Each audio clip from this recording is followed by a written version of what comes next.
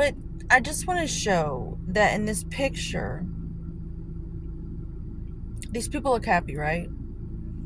So to express happiness in a picture, it shows the children are dancing. They're moving their bodies. They're literally moving their bodies. They're dancing. And then the grown-ups have their arms spread out, almost like a yoga pose.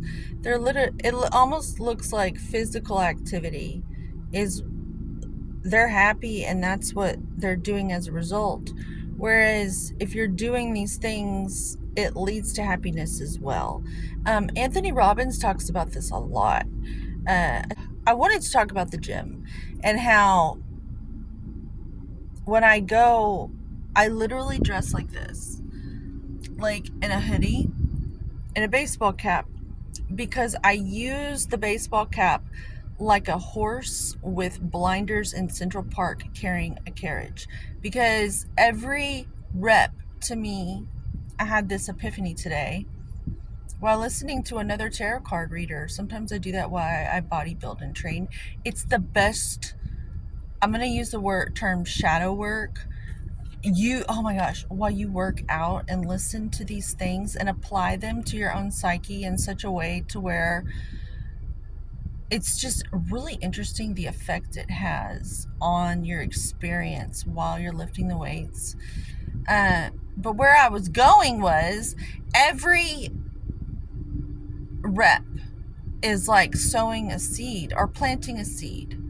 And there's these individuals at the gym who are very emotional, and they're in their heads, and they're not willing to do the work. They don't have the work ethic of a bodybuilder or someone who's there because they actually thoroughly enjoy the gym for what it's actually for. Like, for what it's for. The weights and the machines, and they're actually working out. So there's these other people who go, and they're moody type people who've let they want the health and the wellness, but they're just so overwhelmed and moody and older, and they're and I don't put up with their bullshit, because I specifically wear this hoodie because I don't want for you to look at me sexually at all. Like, at all. I'm confident. I'm so confident. I'm not hiding my body because I'm insecure. I've got a beautiful body. I love my body so much that I know you can't handle it. You cannot handle it if I were. And the thing is, these people will sabotage you if you let them. Any bodybuilder who gets close to competition knows that they end up kind of having to isolate a little bit, because it pulls weird stuff out of people. The better in shape you get, it does something to the people around you to where they can't handle it, because I know it's deep down the people feel guilty for not putting that much effort into their own self. And so it like a shaman extracts all these emotional things out of the individuals who have all that trapped in their bodies, because they're not doing anything to like get all that moving. And so it's probably the dirtiest work for like a medicine man or a shaman to go into a gym knowing what I know. It is very, like, it's like going to just like, it's like during the bubonic plague, walking around that, to me, being a clairvoyant seer that's learning how to be a sayer. And when I go, it's because it is the only thing or it's not the only thing, it's helping me clean and clear my system out so I remain well. It's one of many things I do that keeps my system flowing.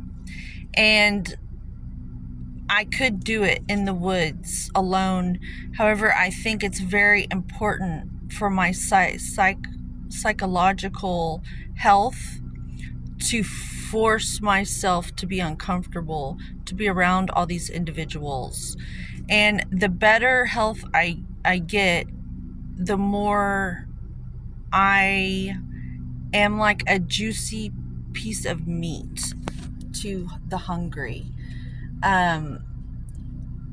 or a glaring reminder to women who are sad that they don't love themselves enough to do something about their situation.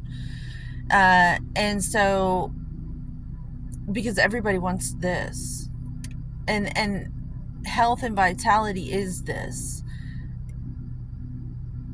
and for everyone.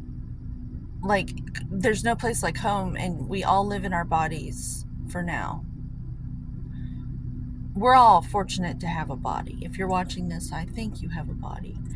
There are some programs that are gonna analyze this video, and it's a different type of body you have. We'll talk about that at another time. But the point is, when you go to the gym, there's these individuals that are almost vampiric in a way. Our culture has gone so far down psychologically with their ability to manage their emotional states that most people are grown as adults, driving cars, having jobs. However, they are temper tantrum toddlers deep down in this other realm, because they haven't been uncomfortable enough to sort all that out. They haven't been alone enough. Whereas the individuals that have been in isolation for most of their lives are trained up in those realms, as I am. And before COVID, that was just home, like, to me. It didn't bother me at all. In a way, in the way that it bothered most people, it bothered me that it bothers me that I'm even talking about that right now, so I'm not going to. But so today was a perfect example. There was a gentleman there who he reminds me of a particular actor, but I'm not going to even give him that much attention to talk about it. But he is one individual that I can basically tell finds me attractive and must think I'm just some girl that he is allowed to just... It's like I'm this well of oil in Texas that these particular individuals think that is just available to exploit by staring at me and drawing. And what it does is it draws your attention.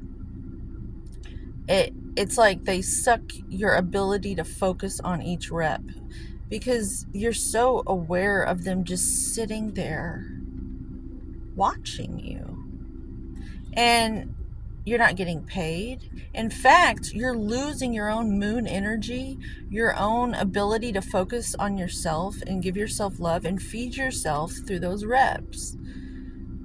And it can make you a little angry, because if that's your life's work, like it is mine, and it's literally your medicine on how you take care of yourself, so you don't need pain pills, so you don't need to go on disability. You take it very seriously, because it's literally it's meeting your needs. And if you take that away, or if you even suggest that I need to stop what I'm doing to help you feel better, like, you can't give these people anything. If you give them just the slightest smile, then before you know it, you're going to start to have conversations with these people. And then you're not even working out at all. You're just sitting there talking to these people. And then pretty soon it's time to go. You haven't even worked out and you end up looking just like them. Because if you're there for a social life, you're not doing the work. And you're all gonna be like the same, just hanging out. And I suggest you go to Starbucks or you join some little group and hang out if you want a social life. Now, if you value your body and your health, and you are your friend, that's why you're there. Because this movement is what gets you happy. This movement, like I said in the beginning, I was trying to tie in Anthony Robbins. He was talking about how you can literally change your emotional state by just moving around. Because his mother was incredibly depressed. I don't know if she's still alive today, but he had a really hard time with his mother, as I did mine. And that's another reason why I resonate with him. Because he kind of had like the same situation with his mom. My mom never... I don't know. I don't know anything. I don't know anything about his mom. I just know he's talked about her in the past, and I could really relate. And I had to like break this cycle of depression, and I was incredibly isolated. So I've cracked the fucking code, is what it did. And I tried to listen to these individuals, like get access to them on YouTube. And I used to work for an orthodontist, and while I'd make retainers, I'd play Anthony Robbins just to have someone better than me, their energy to be around, that I could afford. And so I would listen on YouTube, and that's kind of why I'm doing what I'm doing today. Because if I can pay that back, I'm going to do my best to be like fun and lighthearted so you can feel better and like have someone to like pull you up and out. Because this is service. It really is. When you don't have access, all you have is a cell phone, and you're like making retainers all by yourself, and all you do is listen to good podcasts and stuff. These tarot card readers have helped me though, through some pretty dark places in my life with people I've had to live with. I would just put in headphones and, do my dishes and meal prep and listen to these people. And they would like explain in the emotional realms what was happening. And I feel like I can help with that. And the gym is the best study ever for sociology and how people behave, and how you either have an incredible work ethic and you're actually working out, or you're there sitting on a machine like you're sitting on a toilet, all depressed and mopey, taking up. And it kind of is like a wet blanket for the people who are there doing the work. This is a very long video, but one more thing. I've always had an incredible work ethic, and it's why I can't be an employee, because it always triggers my workmates, and it triggers the people at the gym, because I am there. It's the Irish fighter in me that always, like, I will just go and go and go, and I find joy in it. Kind of like one of the 7 dwarfs. I'm like finding joy in my work. And no matter what, when I worked for the orthodontist and we didn't have patients, they told us not to be on our phones. And so I swept my cubicle and I dusted, and it never failed. No matter where I worked, I was always weird because I was always just staying busy. And that's why I have to be my own boss. And I end up getting fired because the girls or guys will gossip about me because I just don't fit in. Because I have this incredible work ethic, and I simply must be a boss. I have to be my own boss. I got to thinking on the ride over here that I used to take it personally, thinking that there was something wrong with me. But really, I have an incredible work ethic. And if I would only apply myself, like, these are my reps, these videos. But just know that if you move your body today, you might feel a little happy.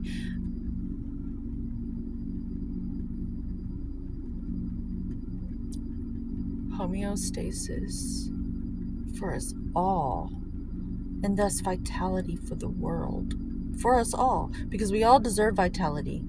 And if we can all just do the work.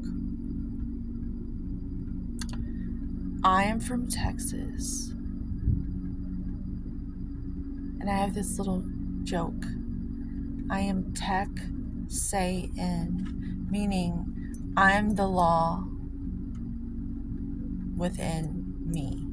I'm the authority within me. I'm tech say in, like the technology of my inner world is what I say with my inner speech, self-talk. Tech say in. And I want to inspire you to be a good tech say in for yourself. Good self-talk. So this, just be a good tech say in, and be careful with the tech telling you what to say in. Follow good people with good energies, and till the next time, homeostasis for you, and thus vitality. Homeostasis. I've said that.